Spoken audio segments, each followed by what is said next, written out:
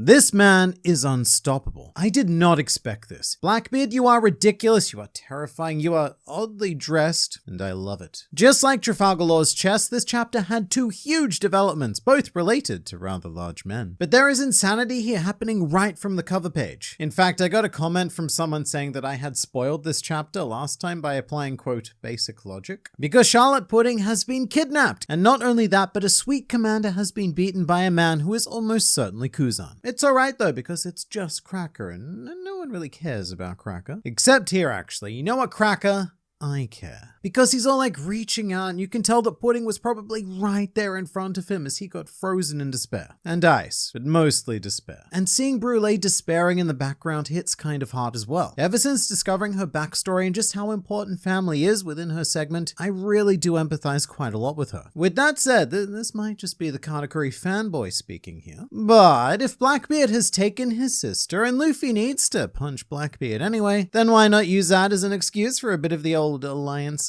Regardless though, we are really tightening this narrative noose. Blackbeard is about to get his hands on a bunch of poneglyph rubbings and also now has a way to read them. Just like a putrid blob of dough in an oven, Blackbeard is rising and expanding into the final antagonist that we've always been promised. And I am both excited and terrified for what's to come, which we'll be diving into later in the video. But first, this video is sponsored by Raid Shadow Legends, the game that gives you the power of over 600 champions right in the tight recesses of your pocket or in your hand, which is probably a much more ideal way of playing it. But one of my many favoritist of champions is Ursula the Mourner, a truly tragic legendary mourning the fact that all of her enemies are just far too easily defeated. But then again, there is a new champion who has taken my eye. Raid has just released a super-powered legendary version of everyone's favorite champion, Death Knight. Just log in and play Raid for 7 days between now and October 27th, and you'll receive Mr. Ultimate Death Knight, but you can also use the code DKRises for free items to level him up. And right now, Raid's running a trick-or-treat promotion for Halloween, where new players can win a bunch of real-life and in-game prizes, including $1,000 Amazon gift cards, and some of the best epic and legendary Halloween champions in Raid. It's free, all you need is your Raid player ID. Just download Raid with my link in the description, and then head to trickortreat.plarium.com, enter your details, then spin the wheel and get your prize. New players use my link or scan the QR code to get a free starter pack worth $30, containing a free champion Vergis, and this cool in-game loot. You'll find the rewards here in your inbox for the next 30 days only. So do that thing, but for now it's back to you. Me? It's new outfit day because it's that time of the arc where the Straw Hats get to fully immerse themselves on the new island. This is one of my favorite parts of arc beginnings because it gives us a nice new fresh set of visuals, and in the new world era I think that's very essential. No offense to Wano, I love the arc dearly, but I was really starting to feel that feudal Japan fatigue. And it's amazing how we've just gone completely in the other direction now, basically into full-on sci-fi. With that said, my favorite outfit is definitely the least sci-fi one of them, and it's obviously Jinbei. This guy,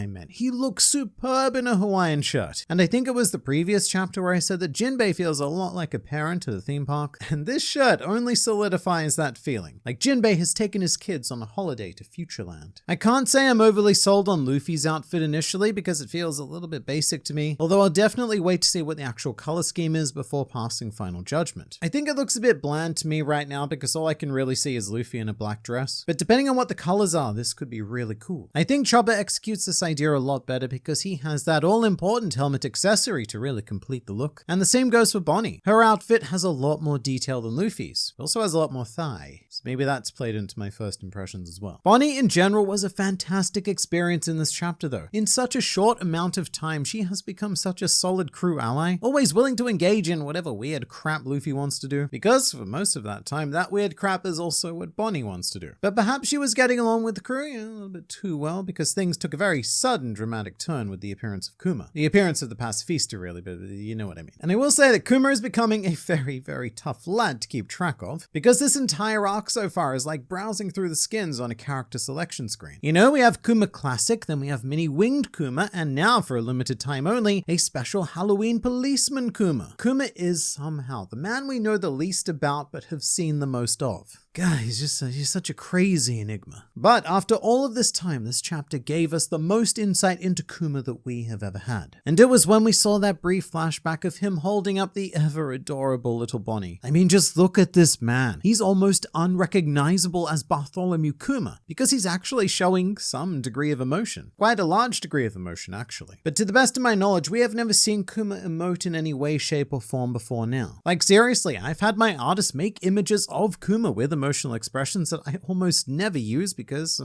they just never feel right to use. This whole scene was heartbreaking though. In particular, there were two key Bonnie panels that just stopped me right in my tracks. The first was when the pacifista fired and we cut to her with this like completely blank expression, which I suppose is fitting as the daughter of Kuma. But it was very impactful because it tells the whole story right then and there. This is Bonnie being directly confronted with the two conflicting elements that make up confrontation, because for some reason I wrote it in the script twice. But those conflicting elements of loving her father and about to be brutally kill-murdered also by her father. I mean, obviously it's not the original Kuma, but logical thoughts like that don't particularly matter in a situation like this. Hence why Bonnie chose to, I suppose, save the pacifista from Luffy. And then we get that amazing panel of Bonnie begging Luffy not to hurt her father, which is a panel that Oda clearly gave a lot more time and effort than others, because everything here is shaded to perfection. The depth of Bonnie's face transforms what is usually a flat, goofy aesthetic into a more real experience. So this might be just a bit of artsy wankery, but look, if you were watching me, then you probably knew what you were getting yourself into. But when Oda wants to make us really feel for characters, he brings his art one step closer to realism, just to make that more human connection. Also, I'd be lying if I said this wasn't heavily evocative of Robin's iconic I Want to Live panel, where you can see the same sort of effect happening. There's a lot more detail, shading, and imperfections on Robin's face. Granted, that was Oda's art style in 2006, which looks like super simple and flat now, and it's moments like these where you can really see just how far he's evolved as an artist. But another thing I found really cool about this whole scene is that Luffy used future sight not once but twice. The first was when he correctly predicted that Officer Manborg was going to charge at them. The second is significantly more interesting though, because if you look carefully, Luffy predicted Bonnie attacking him before she actually did it. But he let the attack land anyway, which I think is a nice subtle moment. Luffy saw the attack, but he also knew that there was no real hostile intent behind Bonnie's actions, so he decided to just let the situation play out. And the two things I love about it is we get to see Luffy's emotional maturity on full display, and it's not all that often that we get to see that, just in key moments. But also, I love every time he uses future sight, because it makes me think back to the days of Whole Cake Island, and I'm like, you know what, that whole arc, it really was worth it. Plus, for the first time in the actual manga, we get a taste of how Bonnie fights. Although we have seen her in action before in One Piece Stampede, where she did more or less the exact same thing to Douglas Bullet as she did here to Luffy. Except in Stampede, Bonnie did something like really cool by grabbing some eggs and then aging them into fully grown birds to distract Bullet first. All in all though, Oda is doing a phenomenal job of continuing to make me more and more invested in this Bonnie Kuma story, and I cannot wait to see where it goes. But I will, because right now we have much bigger events to discuss. So I went into this chapter thinking that we were going to get another nice casually paced beginning of an arc laid back adventure chapter. Holy crap, was I wrong. Blackbeard versus Law came out of nowhere. Not only did I not predict this matchup, at least not this soon, but it is just so rare to cut from an isolated Straw Hat adventure to greater world events. That's just not a thing that happens, but it does seriously add to the tension of the arc. Because yeah, we're having what seems like a delightful side quest on future Funland, but the rest of the world right now is locked in serious endgame fight battling. And I'm gonna go ahead and say rip Trafalgar Law, because he has no chance of coming out of this victorious. A 3 billion berry bounty?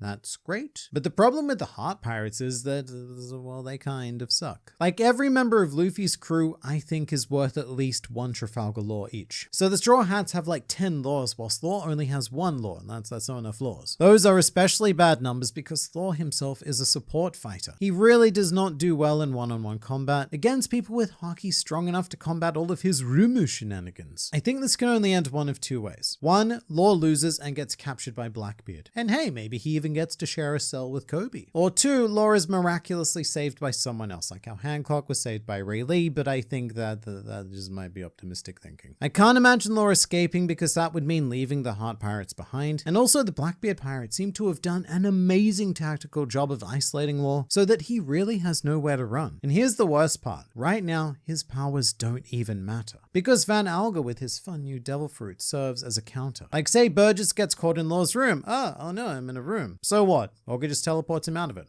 Pop. And I'm not sure how much I should fear for his life narratively because this is One Piece. I'm going to go ahead and say not at all. But looking at this situation without that greater context, on the one hand, why would Blackbeard not just kill him right here and now to take the Ope Ope no Mi? But then again, on the other hand, Blackbeard may know about the Ope Ope no Mi and take Law prisoner with the Doflamingo agenda of somehow forcing him to perform the perpetual youth surgery. Along with the new Straw Hat designs though, the Blackbeard pirates have had some changes themselves, especially Burgess, who was quite the shock with his half steampunk face. And this may just be because this is a bit of a Kuma heavy arc, but Burgess actually reminds me a lot of Oda's original design for Kuma, sporting that same kind of steampunky half face, just without the steering wheel and the head that would eventually be inherited by Golden Lion Shiki. I imagine the need for this mask is because Sabo burned the ever-loving crap out of his face. Although if that is the case, why not just revert back to your paper bag, Burgess? I really did enjoy you a lot more when you were wearing that. Jokes aside, Burgess is great. The dude has been horrendously disfigured, but he's still just loving life, hee-hawing everywhere and just making the most of everything he has. And you know what? I think that we can all learn an important lesson from this brutal murder man. Van Alga has also undergone a transformation, sort of, because he has a small pencil beard now, which is it's a bit of an underwhelming post-time skip design. Because that's a thing, this is the first time that we've seen Van Alga's face post-time skip. We waited 12 years for this. Now, to be fair, the only physical transformation I've made in the last 2 years has been the growth of a small beard, so who am I to judge? Also, it was amazing to see Doc Q and Stronger again. Oda did a great job of making these two of all characters feel threatening, in a very strange way, mind you. Due to the vagueness of Doc Q's new Devil Fruit abilities, we were treated and or subjected to the gender-swapped heart pirates, thus making Trafalgar officially canon, which if you don't remember, Oda went through a bit of a phase of drawing almost every major character gender-swapped, and of course, Law was no exception. But I have to say, for once in my life, I really do properly fear Blackbeard. Now that Big Mom and Kaido are gone, he is rapidly gaining momentum and becoming an unstoppable snowball of darkness. Although this chapter did touch on something very, very important, which was that moment where Law used his Haki to dispel Doc Q's fruit abilities. There's something to be said for Blackbeard's strategy of attaining power via primarily fruit-based methodology, and that thing to be said is that all of this could be for nothing if someone has the Haki, or I suppose the willpower, strong enough to nullify them all. I mean, it's kind of exactly like what Blackbeard can do with the Yami no Mi. He cancels out fruit powers. And maybe Teach specifically needed that ability because his own willpower was too fragile and weak to ever do the same thing with Haki. So I'm starting to see an endgame fight where Blackbeard nullifies Luffy's fruit abilities, but then Luffy also nullifies Blackbeard's fruit abilities. Which, how does that even work? I mean, if I nullify your nullification, does that mean that I am no longer nullified? Whatever the case, we have just been introduced to a whole host of the world's most powerful devil fruits all in one go, and we'll be diving into each and every one of them in the next video.